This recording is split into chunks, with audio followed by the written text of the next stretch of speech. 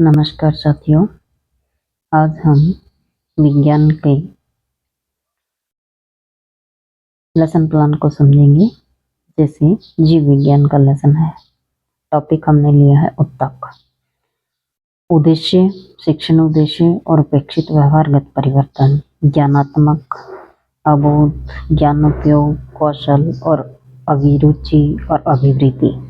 इस प्रकार से हम 6 उद्देश्य लेते हैं। उसके बाद शिक्षण सहायक सामग्री। शिक्षण सहायक सामग्री में हम जो है लपेट, फलक, चौक, डस्टर, संकेत आदि लेते हैं। शिक्षण विधियां जो हैं व्याख्यान विधि, प्रश्नोत्तर विधि, प्रदर्शन विधि, उदाहरण विधि।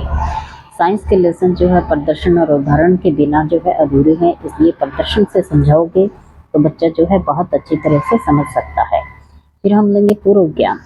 विद्यार्थी जो है उत्तकों के बारे में पूर्व ज्ञान की जानकारी रखते हैं। फिर प्रस्तावना से हम जो है लेसन तक पहुंचेंगे कि किस तरह से हमारा जो टॉपिक है उत्तक पढ़ाना है। तो बच्चों, हमारे शरीर के में कौन कौन से अंग होते हैं, बच्चों से हम छोटे छोटे क्वेश्चन करेंगे। हाथ, पैर, नाक, कान आदि।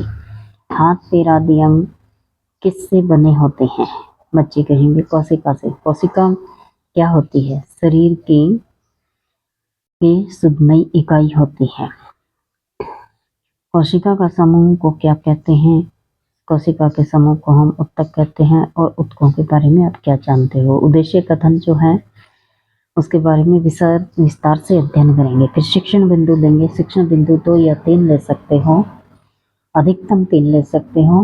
पाठ प्रस्तुतिकरण, फिर शिक्षण बिंदु लिया, अध्यापक कथन, छात्र अध्यापक क्रिया, विधि और परविधि, शामपट। फिर जो है उत्तक के बारे में हम एक्सप्लेन करेंगे कि उत्तक क्या है, किसे कहते हैं, उत्तक कितने प्रकार के होते हैं।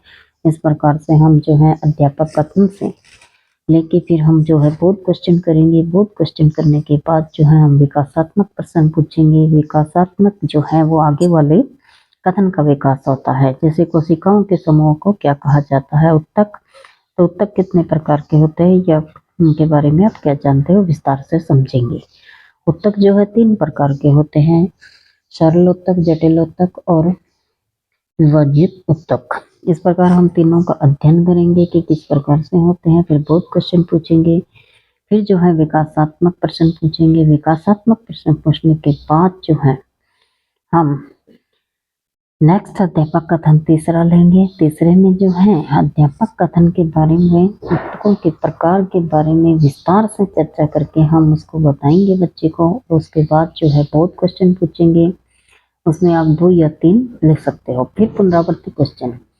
पुनरावृत्ति क्वेश्चन का मतलब है कि जो हमने लेसन पढ़ाया था उसको रिपीट करने के लिए सरल से क्वेश्चन पूछेंगे कि उत्तक किसे कहते हैं, उत्तक कितने प्रकार के हैं, उत्तकों को हमारे शरीर में क्या क्या कार्य है, उत्तक के प्रकारों के नाम बताएंगे।